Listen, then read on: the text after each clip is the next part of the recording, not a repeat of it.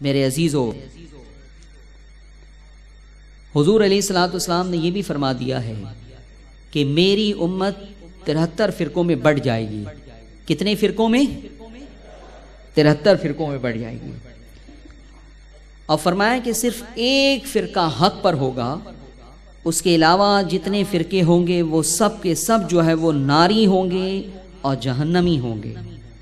آقا علیہ الصلوۃ والسلام نے فرمایا، یہ ترمذی کی حدیث ہے، کتاب الایمان، حدیث نمبر 2650۔ آقا علیہ الصلوۃ والسلام فرماتے ہیں، وَإِنَّ بَنِي إِسْرَائِيل تَفَرَّقَتْ عَلَى 72 مِلَّةٍ، کہ بنی اسرائیل 72 فرقوں میں تقسیم ہو گئے۔ کتنے فرقوں میں؟ 72۔ اور فرماتے ہیں وَتَفْتَرِقُ أُمَّتِي عَلَى 73 مِلَّةٍ، اور ان قریب میری امت 73 فرقوں میں بٹ جائے گی۔ بنی اسرائیل 72 فرقے میں بٹ گئے، وہ 72 گروپ میں بٹ گئے، اور میری امت جو ہے وہ 73 فرقوں میں جو ہے وہ بٹ جائے گی۔ اور فرمایا کلہم فی النار الا ملۃ واحدہ، سب کے سب جہنم میں ہوں گے صرف ایک فرقے کو چھوڑ کر۔ سارے فرقوں کو آقا علیہ الصلوۃ والسلام نے جو ہے وہ جہنمی قرار دیا، لیکن فرمایا کہ صرف ایک فرقہ ہوگا جو جنتی ہوگا۔ تو اب صحابہ کرام نے اس کی معرفت حاصل کرنی چاہیے کہ یا رسول اللہ سارے فرقے تو جہنمی ہوں گے، لیکن وہ جو ایک فرقہ جنتی ہوگا، ناجی ہوگا، جس کا آپ ذکر فرما رہے ہیں، تو وہ کون ہوگا؟ تو قالو، صحابہ نے کہا، ومن ہی یا رسول اللہ، کہ یا رسول اللہ وہ کون ہے؟ قال، حضور نے فرمایا، ما انا علیہ و اصحابی، فرمایا کہ وہ فرقہ، وہ جماعت وہ ہے جس پر میں ہوں اور میرے صحابہ ہیں، میں ہوں اور میرے صحابہ ہیں۔ یہ آقا علیہ الصلوۃ والسلام نے وضاحت فرمائی، اور اس مضمون کی روایتیں اور بھی ہیں۔ سنن ابن ماجہ میں بھی آقا علیہ الصلوۃ والسلام نے جو ہے وہ اس کی وضاحت فرمائی ہے، کتاب الفتن اور حدیث نمبر 3950۔ فرماتے ہیں ان امتی لا تجتمع علی ضلالہ فَإِذَا رَأَيْتُمْ اخْتِلَافًا فَعَلَيْكُمْ بِالسَّوَادِ الْأَعْظَمِ۔ آقا علیہ الصلوۃ والسلام فرماتے ہیں کہ بے شک میری امت کو اللہ تعالیٰ گمراہی پر جمع نہیں فرمائے گا۔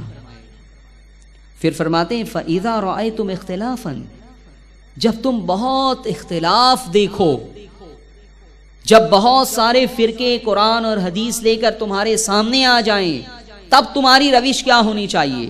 تو فرمایا فَعَلَيْكُمْ بِالسَّوَادِ الْأَعْظَمِ، ایسی حالت میں تم بڑا جو گروپ ہو، حق کا گروپ ہو، وہی گروپ، وہی فرقہ جس کے بارے میں سرکار نے فرمایا ما انا علیہ و اصحابی، تو تم اس کی پیروی کرو۔ اور فرمایا اس میں اشارہ ہے اس بات کی طرف کہ بہت سارے جو ہے وہ فرقے پیدا ہوں گے۔ اور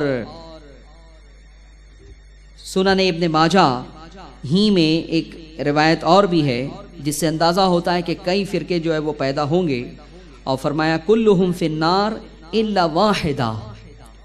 پھر صحابہ کرام نے جب وضاحت طلب کی تو آپ نے فرمایا وہی الجماعہ، کہ وہ جو ایک مستثنیٰ ہے، ایک جو ناجی ہوگا، ایک جو حق پر ہوگا، وہی الجماعہ، وہ جماعت ہے جس پر میں اور میرے صحابہ ہیں۔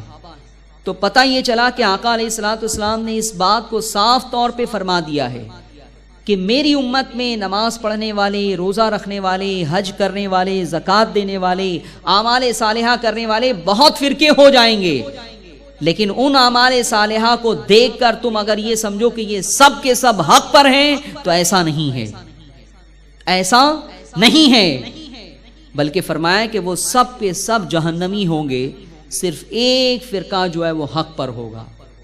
تو پتہ یہ چلا کہ ہر دور میں فرقے پائے جائیں گے، اور آقا علیہ الصلوۃ والسلام کے دور سے لے کے قیامت تک گمراہ فرقوں کی 72 کی یہ تعداد پوری ہوگی۔ 72 فرقے جو ہے یہ قیامت تک ان کی یہ تعداد جو ہے وہ پوری ہو جائے گی۔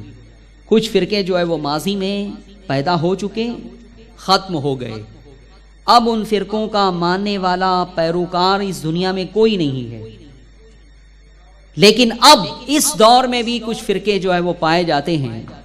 اب آپ کو پہچاننا ہے کہ کون حق پر ہے، لیکن اتنی بات آپ کو ماننی ہوگی کہ ہر شخص کو آپ حق پر کہیں یہ صحیح نہیں ہے۔